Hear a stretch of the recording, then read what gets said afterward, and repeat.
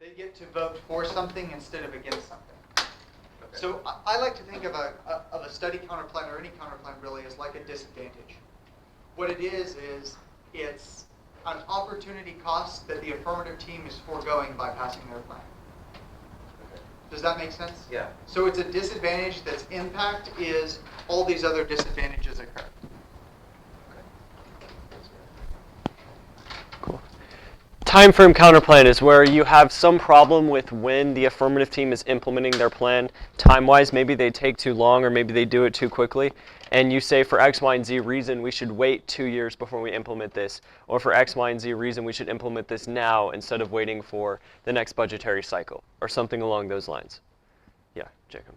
We had a team in our league that was running a case that would be implemented over a time of 5 years, but the thing they were cutting funding from, they would cut it immediately, and they were cutting funding from the program they were getting rid of, their mandates. They were replacing TSA with private sector, and they cut it immediately. So would that be wise to run a time frame counterplan that we were allowed to? I'm confused. So they were cutting the TSA immediately. They were cutting the TSA over a time of 5 years. Okay. But their funding they were cutting immediately. I mean, you could. That seems very nitpicky. But that is an area that you could conceivably. That doesn't seem like a whole lot of ground to go with the counterplan on. Does that make sense? Like if you were to run a counterplan of let's stretch cutting the funding out over 5 years, you don't really have any substantial impacts that are going to help you outweigh against their case, to be honest. Aside from the money's just sitting there for 5 years or something like that. Yeah, JP. If you run the time frame counterplan, your advantage would be that if you wait, then it's like you said earlier, the congressional process happens and they review the law better than you would. No, I think that's very weak. What you don't want to do is you don't want to get up and say, let's not do the plan, let's send it through Congress. That's a terrible idea. I like to think of time frame counterplans as very similar to consult counterplans because they're both contingencies. What you're saying is there is some future contingency that links to a major disadvantage that compels us to be very circumspect before we pass the affirmative plan. And you say once we know this future variable, then we can decide whether or not the plan should be passed or not. Okay. So I've never run a time frame counterplan. And off the top of my head, I can't think of an instance where one would be appropriate. They seem more like a Marley tool than a policy tool. I have one run on me in a policy case, and we killed it really bad. Yep. Yeah, Gabe. Oh, sorry. Yeah. Okay, Gabe, then Chris. I'm a bit confused because I thought that by time frame counterplan you meant like the affirmative team's plan says that it's implemented in 2 years and that's not fast enough, but the problem is more important than that, so we should do it in today instead. Yeah, I mean, a time frame counterplan is where you're saying that the timing of when the affirmative team's mandates are being implemented isn't right for X, Y, and Z reason, and this is when it should be implemented, or over this period, or something along those lines. Yeah, Chris. Oh yeah, that's originally why I said stupid. Yeah. Because there's the tendency for these to get really nitpicky, for teams to take a really minor spec argument and blow it up into a counterplan and make it really horrible. But they only work if there's a compelling disadvantage. Right, and so they're bad. They're really. Well, I just feel like planning tools with counterplans have the most tendency to be really, really bad. You think you disapprove of all planning tools? No, there are some really genuine planning tools with counterplans, like the ones you're talking about, or I think that alternate tactics. I think that people tend to get frustrated with planning inclusive counterplans because they like writing sloppy affirmative cases. If you write your affirmative case well, you can forestall basically all of those options, barring a study counterplan. And if you have solid studies, then you can beat that down too. So. Did you have? Yeah, I was just going to say, we tried to run one of those ones and it just made it hard to confusing and the judge ended up looking for it. So I feel like you have to either run it like really well and the judge is going to feel so confused, like you're agreeing with half of them, so they're just like, oh, it's me. Well, that's true of any argument. Yeah. And it can be done well, though. Blake and Spencer ran one against the winner last year, and it was A time and they frame got the ballot. So Study. a study Oh, counter study plan, counter. and it was really well done. Yeah. So, okay. You guys good on these? Sweet. Let's move on.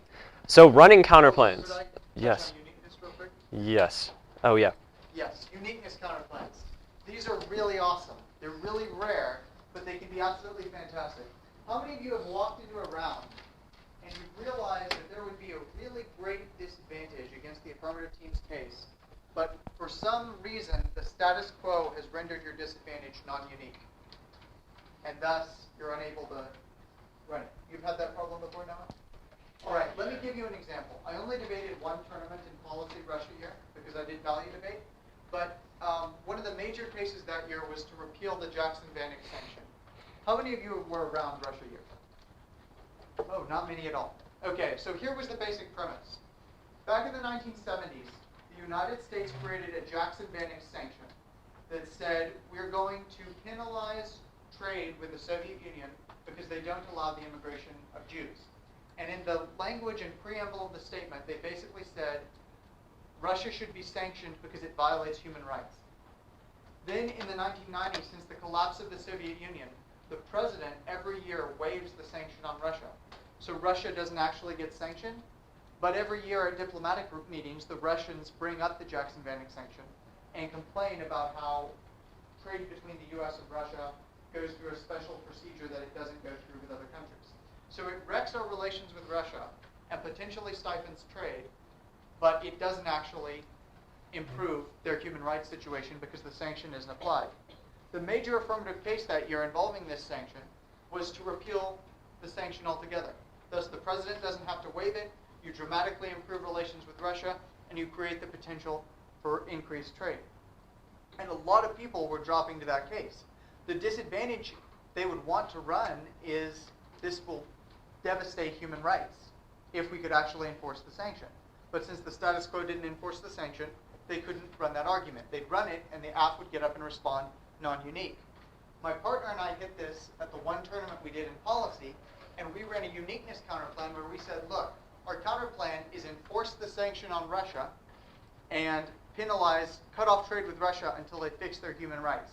And we singled out two issues, religious liberty and freedom of the press. That counterplan had absolutely no advantages except that it made our disadvantage of human rights unique. And we got to spend the entire round talking about how horrible Russia was because of their human rights abuses. And the judges ate it up. So a uniqueness counterplan exists for one function. You have a super compelling disadvantage that is non-unique in the status quo. You run the counterplan and make your disadvantage unique. It can be a very powerful tool. We also had one immigration year, but I think the Jackson-Vanik explanation is sufficiently clear. Everybody tracking with that? The Jackson-Vanik case was the boringest case I've ever seen in debate, ever. Everyone was running it, and it was incredibly boring. Anyway. Because everybody was No, it wasn't even a sob story. It was just like, cutting this is going to improve trade and relations. You know how boring it gets to talk about trade and relations every round?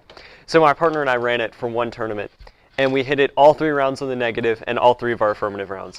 So we debated Jackson-Vanik all 6 rounds of the tournament. It was awful. You must have known that case inside and out by then. Yeah, it was my first year, so I was really bad, and our arguments weren't that great anyway. So, okay, any questions on any of that? If not, let's move on. Yes. Oh, okay. I was just asking, it always struck me that uniqueness counterplans are a bit uncompetitive. Like, I mean, couldn't you just similarly have a counterplan that banned abortion or something like that, and then say, oh, well, our counterplan is better than yours, and then like maybe cut funding to their plan or something like that, so that they're mutually exclusive, and then say that you have more advantages than them or something like that. It seems to me that if you do a counterplan like that, you're just kind of enforcing sanctions, which is something that's not going to happen in the status quo. So it's kind of abusive. Okay. Yes, on one hand, something like that would do. Are you going to respond to this? I can. Oh, I didn't know if you were writing that No, to it respond. sparked my memory that we'll need to cover under permutations. Okay, if you want to respond to it, go for it. Otherwise, I'll go for it. Yeah, what's your question? Oh, okay. It's fine. I'll deal with it. So yeah, yes, counterplans can be abusive with regards to uniqueness. Couple things you need to understand. First, something like abortion is never going to fly because A, the affirmative team is going to be like, what the heck are you talking about? Not related to anything that we're dealing with whatsoever. So second, you need to understand that judges look for reasonability, and running a counterplan like that shoots yourself in the foot and just doesn't help with anything whatsoever. So you can theoretically justify it, yes, but in a practical running it around, it would completely die. So under debate theory, you could say it's competitive, it's exclusive, it's this, that, and the other thing, but in practice it's not going to work. So sure, yeah, they can be abusive. Cool. Any other questions? Anything like that? Sweet, let's move on. Okay. Characteristics of counterplans. Someone tell me what mutually exclusive means in relation to counterplans. Yeah, Luke. A counterplan has to be competitive with the plan. It can't be passed at the same time. Okay, so you can't pass both at the same time? Okay. Anyone want to add anything? Jacob? Yeah.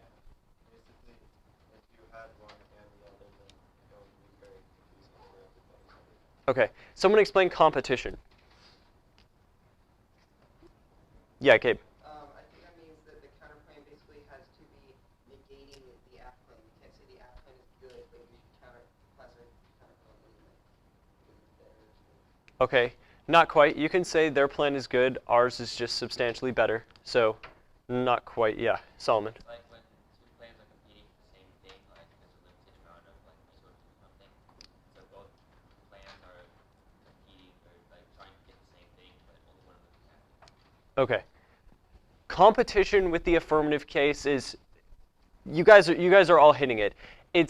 There's three ways to establish competition. What competition is throwing the counterplan and the plan up there at the same time and showing that you're just making it so that you can't have both the counterplan and the affirmative team's case. Does that make sense? Basically, okay, we'll talk about the three ways you can do it, and it'll make more sense as we go through. First way.